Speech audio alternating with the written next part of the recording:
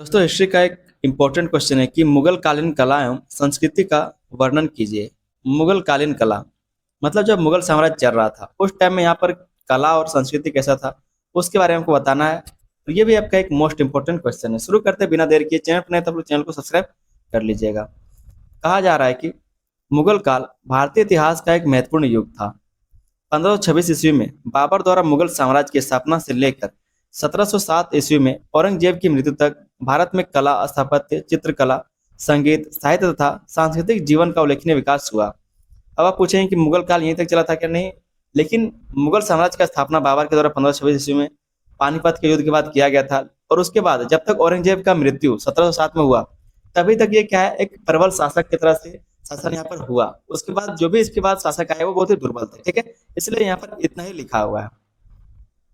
आगे इसमें कहा जा रहा है कि मुगल शासकों ने भारतीय, फारसी, तुर्की और मध्य एशियाई परंपराओं का समन्वय करके एक नई सांस्कृतिक धारा का निर्माण किया। क्योंकि हमारे देश में, भारत में पहले से परंपराएं थी। जो फारसी लोग आए थे उनकी अलग परंपराएं, जो तुर्की लोग आए थे उनकी अलग परंपराएं, ठीक है, और जो मध्य एशियाई लोग थे उनकी अलग परंपराएं, उन सभी का समन्वय किया और एक नई सांस्कृतिक धारा का इसने निर्माण किया। इसी कारण मुगल कालीन संस्कृति को भारतीय इतिहास की मिश्रित एवं समन्वयवादी संस्कृति का उत्कृष्ट उदाहरण माना जाता है। ये जो मुगल कालीन संस्कृति है इसको भारतीय इतिहास का मिश्रित संस्कृति या फिर समन्वयवादी संस्कृति का उत्कृष्ट उदाहरण माना जाता है, क्योंकि इसमें बहुत सारे जो धर्म है, बहुत सारे जो कैसे जो संस्कृति है उसका समन्वय है, मतलब मिलान है, मिश्रण है, ठीक है, इसलिए इसको मिश्रित संस्कृति कहा जाता है। आगे इसमें कहा जा रहा है कि मुगल कालीन कला एवं संस्कृति। अब हम लोग यहाँ पर देखेंगे मुगल कालीन क्या कला थी और उस समय संस्कृति कैसी थी, ठीक है, उस समय का कला और संस्कृति को यहाँ पर हम लोग देखेंगे। तो स्थापत्य कला का विकास कैसे हुआ था, किन किन राजाओं के जमाने में क्या क्या, फिर किन किन शासकों के जमाने में, सम्राट के जमाने में कौन कौन से कलाओं का विकास हुआ था, इन सभी चीजों के बारे में हम लोग देखेंगे। मुगल काल की सबसे महत्वपूर्ण उपलब्धि स्थापत्य कला का विकास था। मुगल शासकों ने अनेक भव्य भवनों, किलों, मकबरों, मस्जिदों और उद्यानों का निर्माण कराया है। जैसे कि अकबर का देख लीजिए आप लोग, अकबर ने क्या क्या किया है। अकबर को उद्यानों का विशेष शौक था। ये उद्यान मतलब जो विहार होते हैं, ठीक है, जहाँ पर लोग घूमते हैं, बाग बगीचे, तो अकबर को उद्यानों का बहुत विशेष शौक था। उसने भारत में कई सुंदर बागों का निर्माण कराया है। हुमायूं के काल में स्थापत्य कला का विशेष विकास नहीं हुआ, किंतु उसका मकबरा बाद में मुगल स्थापत्य का एक उत्कृष्ट नमूना बना। हुमायूं के काल में ऐसा क्यों नहीं हुआ? क्योंकि हुमायूं जो है वो जो मुगल साम्राज्य उसको संगठित करने में अपना पूरा जीवन बिता देता है। उसको संगठित करने में पूरा अपना इसका जो समय वो खत्म हो जाता है, और बाद में जो जब कैसे तो सफल होता है तो इसकी मृत्यु हो जाती है, ठीक है, इसके कारण ये भोग नहीं पाता, फिर स्थापत्य के क्षेत्र में ये कुछ विकास नहीं कर पाता है। अकबर के टाइम में देख लेते हैं, अकबर ने फतेहपुर सीकरी, आगरा का किला, बुलंद दरवाजा, ठीक है, पंचमहल और जोधाबाई महल जैसे भव्य निर्माण कराए। उसके भवनों में हिंदू और इस्लामी स्थापत्य का सुंदर समन्वय दिखाई देता है। क्योंकि ये उस टाइम में भी जो धार्मिक नीति है वो हिंदुओं को लेकर के मतलब कि रखा था, और जो मुस्लिम है सभी को एक मान रहा था। इसी कारण इसकी जो स्थापत्य कला है वहां पर इस्लामी और हिंदू दोनों का स्थापत्य देखने को मिलता है, समन्वय देखने को मिलता है। जहांगीर के टाइम को हम देख लेते हैं। जहांगीर काल में उद्यानों तथा मकबरों के निर्माण को प्रोत्साहन मिला। एतमाद उद दौला का मकबरा इसी काल की महत्वपूर्ण कृति है। ये एतमाद उद दौला कौन है? ये है आपका नूरजहां का बाप, ठीक है, नूरजहां के बाप को जहांगीर के द्वारा एक उपाधि दिया गया, इसको बोलते हैं एतमाद उद दौला, ठीक है, इसका जो असली नाम वो ग्यास बेग था। शाहजहां के समय में मुगल स्थापत्य कला अपने चरमोत्कर्ष पर पहुंची। जब शाहजहां का टाइम आया तो जो मुगल स्थापत्य है वो सबसे उत्कृष्ट टाइम पर पहुंचा। जैसे कि ताजमहल, लाल किला, जामा मस्जिद, मोती मस्जिद, दीवान आम और दीवान खास इसी काल की अमर धरोहर है। इसी के काल में, इसी के टाइम में बनाया गया जब शाहजहां का काल आया था। मुगल स्थापत्य की प्रमुख विशेषताएं क्या थी? तो गुंबदों का प्रयोग होता था, ऊंची मीनारें होती थी, संगमरमर का उपयोग होता था, सुंदर नक्काशी, ठीक है, जड़ाऊ कला तथा विशाल भवन इसमें होते थे। ये सब क्या है? तो इसकी विशेषताएं स्थापत्य, इस तरह से इसके भवने बनाए जाते थे। चित्रकला का विकास कैसे हुआ है उसको देख लीजिए। स्थापत्य को अपने समझना, चित्रकला को समझना है। मुगल काल में चित्रकला का भी उल्लेखनीय विकास हुआ। मुगल चित्रकला पर फारसी शैली का प्रभाव था, किंतु धीरे धीरे इसमें भारतीय तत्व भी सम्मिलित होते गए। अकबर ने चित्रकला को विशेष संरक्षण दिया। उसके दरबार में अनेक चित्रकार कार्य करते थे। दसवंत और बसावन जैसे प्रसिद्ध चित्रकार इसी काल में हुए, ठीक है। रामायण, महाभारत तथा अन्य ग्रंथों का चित्रांकन कराया गया। शाही जीवन, युद्ध, शिकार तथा दरबारी दृश्यों को चित्रों में दर्शाया गया। साथ में जो महाभारत है, जो रामायण है, इन सब चीजों को इसने फारसी में ट्रांसलेट करवाया था, ताकि ये पढ़ सके या फिर इसके जो समाज वो पढ़ सके, क्योंकि अकबर तो खुद अनपढ़ था, वो पढ़ा लिखा नहीं था, ठीक है। तो खुद तो नहीं पढ़ सकता, लेकिन वो किसी से तो पढ़वा सकता है, समझ सकता है, समझता तो था। जहांगीर चित्रकला का सबसे बड़ा संरक्षक माना जाता है। उसे प्रकृति, पशु पक्षियों और व्यक्ति चित्रों में विशेष रुचि थी। उस्ताद मंसूर तथा अबुल हसन उसके प्रसिद्ध चित्रकार थे। और जो जहांगीर के टाइम में ये जो दोनों देख पा रहे हैं, उस्ताद मंसूर तथा जो अबुल हसन है, ये इसके प्रसिद्ध चित्रकार रहे थे। शाहजहां के समय चित्रकला का विकास जारी रहा, लेकिन स्थापत्य कला को अधिक महत्व मिला। शाहजहां के टाइम में जो स्थापत्य कला मतलब जो बिल्डिंग वगैरह, इस पर ज्यादा ध्यान दिया गया, चित्रकला पर कम ध्यान दिया गया। चित्रकला पर जो ध्यान दिया गया वो जहांगीर के द्वारा दिया गया, ठीक है। जहांगीर के द्वारा सबसे ज्यादा ध्यान दिया गया, और जहांगीर कौन है? अकबर का बेटा है।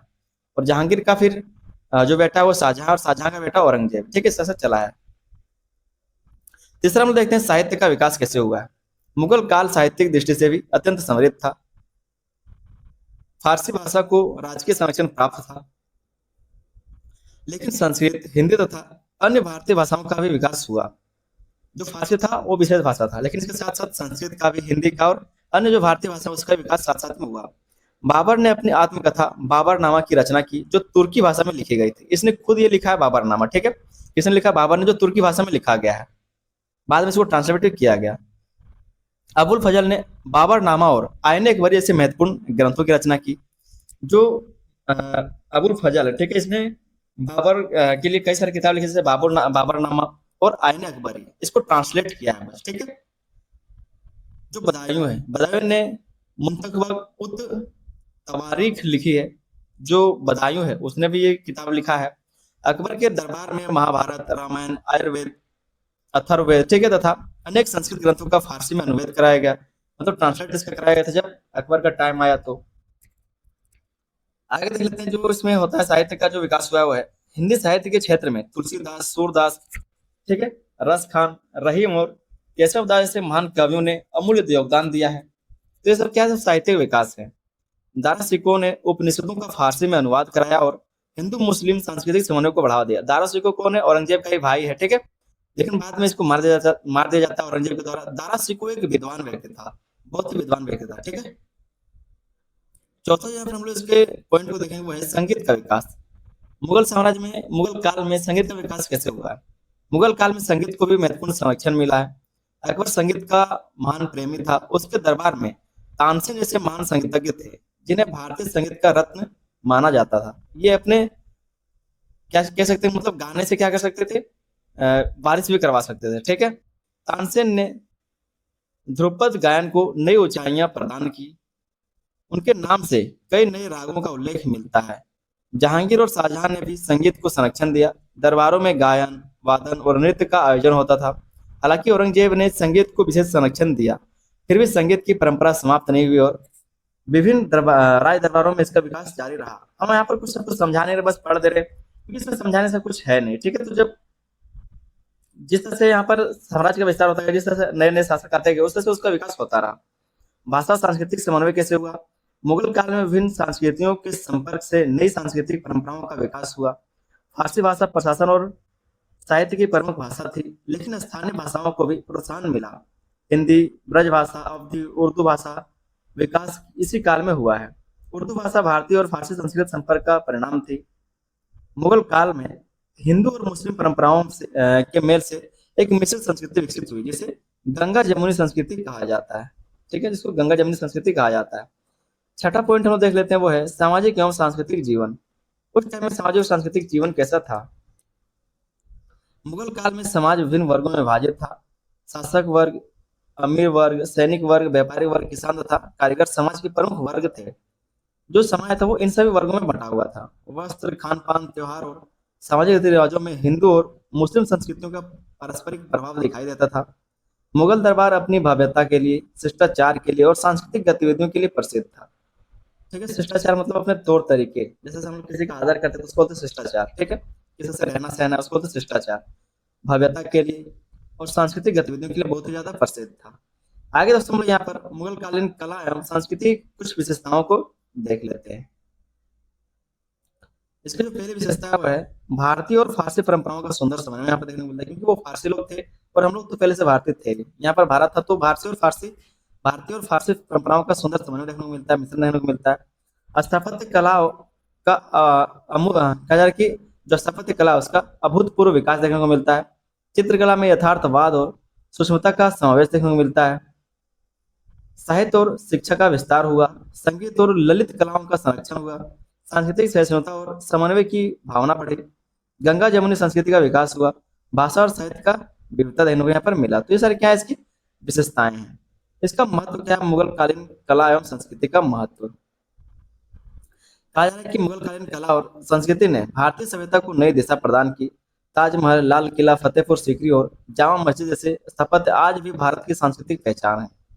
मुगल चित्रकला, साहित्य और संगीत ने भारतीय कला को समृद्ध बनाया। इसी काल में भारतीय और इस्लामी परंपराओं का ऐसा समन्वय हुआ जिसने भारतीय संस्कृति को अधिक व्यापक और समृद्ध बनाया। हम लोग देखते हैं कि जब भी हम लोग पढ़ते तो अधिकतर जो क्वेश्चन रहता है वो मुगल साम्राज्य से ही पूछा जाता है, जबकि हमारे पास जाट थे, मराठा था, ठीक है, राजपूत थे और भी जो साउथ डायनेस्टी थे, जो साउथ के वंशज थे, उनके बारे में कम पढ़ाया जाता है, जबकि हमें क्या है तो मुगल के बारे में ज्यादा पढ़ाया जाता है। ठीक है, तो ये सब क्या है, सब सिस्टम हमारा तो पढ़ना तो पड़ेगा है। ऐसा नहीं कि हम यहाँ पर बात कर रहे हैं कि इसके द्वारा ऐसे स्थापत्य बनाए गए, इस ऐसे कला संस्कृति था, तो जरूरी नहीं कि सिर्फ मुगल लोग ही इतना सब कुछ किया है। राजपूतों के बहुत सारे किले, राजपूतों के बहुत सारे संस्कृति हैं, उसके बारे में हमें कम पढ़ाया जाता है, हमारा सिलेबस कम रहता है। जो साउथ के डायनेस्टी थे उनके द्वारा भी बहुत सारी चीजें करी गई, बहुत सारे मंदिरों का निर्माण कराया गया, लेकिन हम लोग उसके बारे में कम पढ़ते हैं। एक छोटा सा आप लोग बस निष्कर्ष लिख लीजिएगा कि मुगल कालीन कला एवं संस्कृति भारतीय इतिहास की अमूल्य धरोहर है। इस काल में स्थापत्य कला, चित्रकला, साहित्य, संगीत और सांस्कृतिक जीवन का अभूतपूर्ण विकास हुआ है। मुगल शासकों के संरक्षण में भारतीय और फारसी परंपराओं का समन्वय हुआ, जिससे एक समृद्ध एवं मिश्रित संस्कृति का निर्माण हुआ। इसलिए मुगल काल को भारतीय कला और संस्कृति के उत्कर्ष का युग माना जाता है। उसकी छाप आज भी भारतीय समाज और संस्कृति में स्पष्ट रूप से दिखाई देती है। तो जो भी अपने ऊपर बड़ा बस उसी को निष्कर्ष बना के लिख दीजिएगा। उम्मीद करते हैं कि आपको वीडियो अच्छा लगा हो। चैनल पर नहीं तो अपने चैनल को सब्सक्राइब कर लीजिएगा, वीडियो को लाइक कर दीजिए और अपने दोस्तों में इसको शेयर भी कर दीजिएगा। आप लोग के लिए हम प्लेलिस्ट बना, इसका लिंक आपको डिस्क्रिप्शन में मिल जाएगा। तो इस तरह से कई सारे इंपॉर्टेंट क्वेश्चन पहले से करवा दिया गया है, प्लेलिस्ट हम बना दिए, लिंक डिस्क्रिप्शन में जाके आप लोग चेक कर लीजिए और तैयारी शुरू कर दीजिए। साथ में अपने दोस्तों तक उस वीडियो के लिंक को शेयर कर दीजिएगा। मिलते हैं हम लोग किसी अगले वीडियो में, तब तक के लिए धन्यवाद। जय हिंद।